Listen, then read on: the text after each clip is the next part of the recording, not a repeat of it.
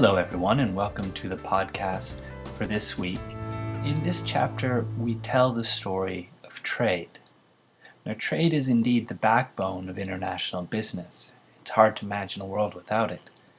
You see, trade plays such a central, though often unacknowledged role in our lives.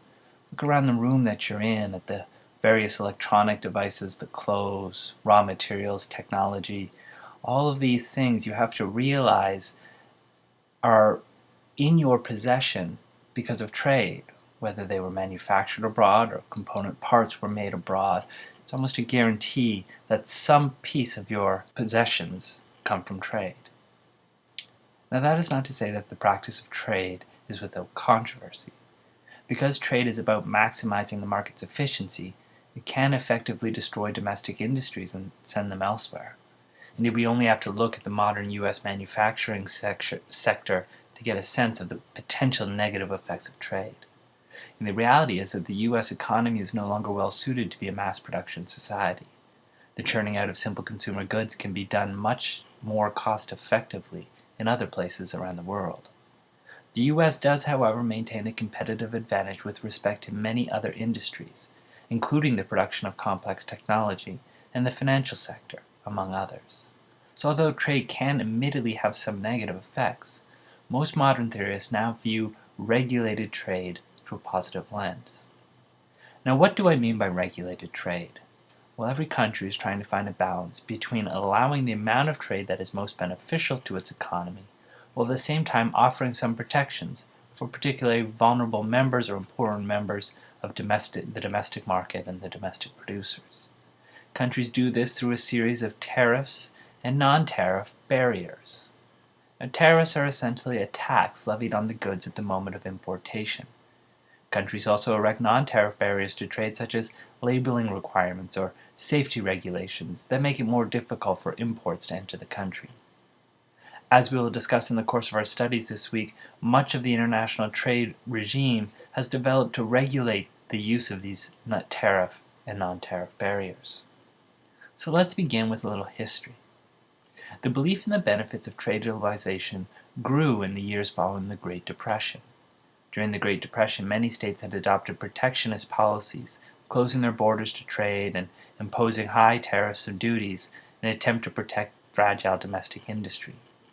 During this period, the U.S. Congress passed bills imposing tariffs on over 900 different products, and despite calls from economists to veto the bill, President Hoover did not. The result? A tariff war among developed countries, as other countries followed suit, trying to isolate themselves from the effects of the Great Depression. But soon, most countries realized that protectionism was ineffective as a policy. Indeed, there was a growing recognition among leading economies that trade could actually be beneficial to domestic markets, that by opening up markets, a state could benefit from the competitive advantages that it had, whether that was labor, resources, or capital. So following the conclusion of World War II, the international community embarked on an aggressive policy of trade liberalization. As we learned in the Great Depression, as you open up markets, you need to build in corresponding regulatory systems. That's because while unregulated markets can be profitable, they are extremely risky. Without oversight, transparency, and regulation, participants in the market do not have reliable expectations as to how trading partners are likely to perform. That instability stands in the way of development. So the international community sought to create a regime that would allow trading partners to have reliable expectations when they entered foreign markets. The construction of that regime began at the end of World War II. It was the Bretton Woods negotiations where the concept of an international trading organization was first debated.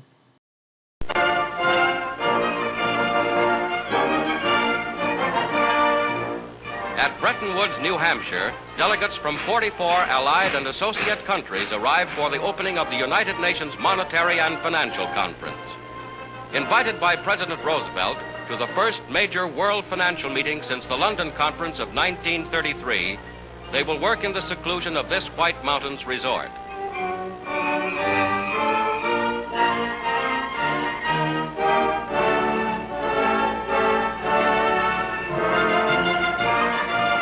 Zhang Shi-kung, one of China's representatives, with Secretary and Mrs. Henry Morgenthau.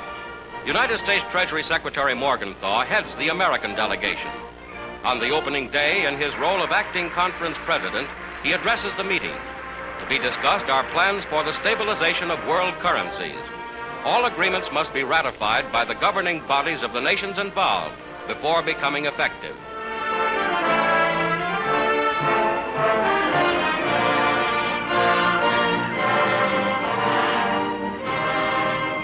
Delegates to this monetary and financial conference pose on the hotel lawn. These meetings are designed to promote trade in the post-war world and to create a foundation for lasting peace.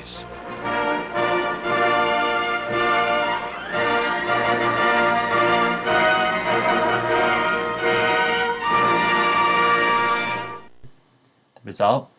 The General Agreement on Trade and Tariffs, agreed to in 1947. The rules negotiated under GATT, as it came to be known, came to govern almost all of the world's trade for the better part of 50 years. GATT's rules laid the foundation for the liberalization of the trade regime by limiting the amount of tariffs that could be charged, forbidding discrimination between the goods of member states, and requiring transparency. First, GATT provided that only customs tariffs, i.e. import taxes equal to domestic production taxes, anti-dumping and countervailing duties, as well as some administration fees, could be charged to imported goods. Second, GATT adopted the principle of non-discrimination, which had two consequences. First, states agreed to grant most favored nation status to all contracting states. What does that mean? Well, it means that if a GATT member nation set a favorable tariff rate on a particular type of good for one member state, then that same tariff rate had to be applied to all similar and identical goods from other GATT member states as well. Now, secondly, the principle of non-discrimination under GATT meant that other GATT members had to be afforded or have their goods afforded national treatment. What is national treatment? National treatment means that the foreign goods had to be treated just like domestic goods once they had entered the market. Once they had passed customs, tariffs could not be charged again. They could only be charged when the goods entered the country. And as soon as they were inside the domestic market, they had to be treated just as if they had originated domestically. Those principles were largely adopted by the successor organization of GATT, the WTO. Between 1947 and 1994, GATT underwent a series of multilateral trade negotiations, known as rounds, devoted to both tariff and non-tariff matters. These rounds usually lasted multiple years and culminated in the Uruguay round with the 1994 establishment of the World Trade Organization. The WTO is an intergovernmental umbrella organization, in that the agreement doesn't really establish new rules, rather it consolidated other agreements under the management of one body. Indeed, the WTO agreement is actually a series of annexes detailing multilateral agreements binding on all members, the dispute settlement mechanism, and trade policy review mechanisms. Now, there are some exceptions to the rules of the WTO. For example, various concessions can be made with respect to imports and exports from developing countries, as well as free trade areas and customs unions. Now, much like you can sell goods that you make across borders, you can also sell services across borders. This is particularly true in the modern age, where computers allow us to sell our services all over the world without ever leaving our office or home, and the trade in services is fast becoming a significant part of the global economy. The General Agreement on Trade and Services is the primary regulatory regime for the trade and services throughout the world. GATT works through the imposition of two primary core principles: the granting of most favored nation treatment to all member states, and the principle of transparency. As with GATT, most favored nations treatment status under GATT requires that each member state grants service and service suppliers from other member states treatment no less favorable than it accords to like services and suppliers of any other member country. All members of the WTO must be treated similarly, the agreement provides. Now, transparency simply requires that member states publish the rules and regulations relating to trade in the service sector. This is important because enforcement is only possible if there is transparency. So in addition to some general obligations, the GATT system also allows states to agree to a schedule of specific commitments, whereby they agree to open up specific sectors of their service economy to international trade over time and on a sector by sector basis. So you have both general obligations under the GATTs as well as these specific obligations. Now, with the movement of services across borders, there is a corresponding need to provide for some type of international regulation of the labor market.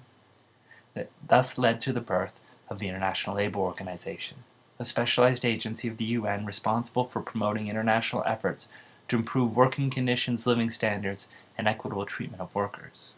Now, in addition to the international regime, there are a number of regional and national regimes that also regulate the trade and services and labor rights. We will look and explore this area by examining the European Union, one of the most complicated and integrated regional economic groupings that has ever been constructed.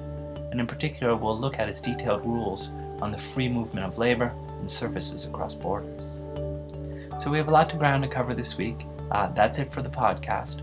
Go on to make sure you've read the text and the other readings, and I will see you on the discussion board.